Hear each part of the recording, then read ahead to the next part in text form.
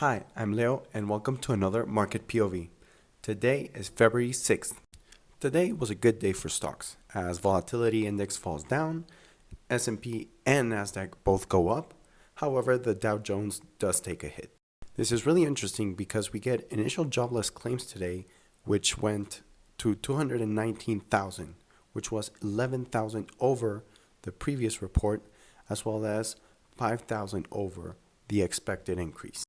Now, both the Nasdaq and S&P 500 both fell by 0.17% and 0.44% respectively when this news were announced. However, I think it's really interesting that regardless of that claim, as you can see down there, the market did end up going up after Amazon earnings. And what this could mean is that the people are really confident in the economy as they're somewhat outweighing the earnings by companies and underweighing the important economic data like jobless claims.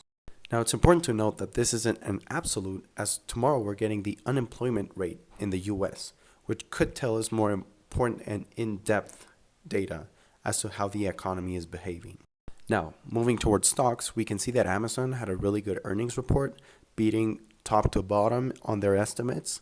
However, it's really important to note that they did lose some of their value because on their guidance for quarter one or next quarter, they did lower it to between 151 to 155, which is a lot lower than the middle point, which was estimated to be $158 billion.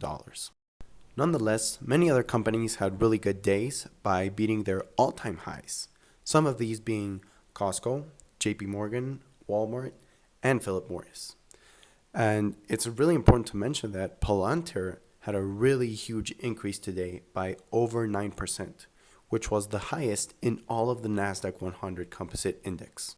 Now, moving on to crypto, we can see that most of them are down. However, two major coins, Bitcoin and Binance, are up. It's really interesting that Bitcoin goes up as gold futures today went down, which means that the trend of Bitcoin no longer following gold is staying. And finally, looking at treasury bonds, we could see that the European Union bonds go up, whilst the United States 30-year goes down. Now, the 10-year has maintained a really solid level by staying under 4.5%, which can show that regardless of Trump's tariffs, the market is still feeling pretty strong about the future in the U.S. economy.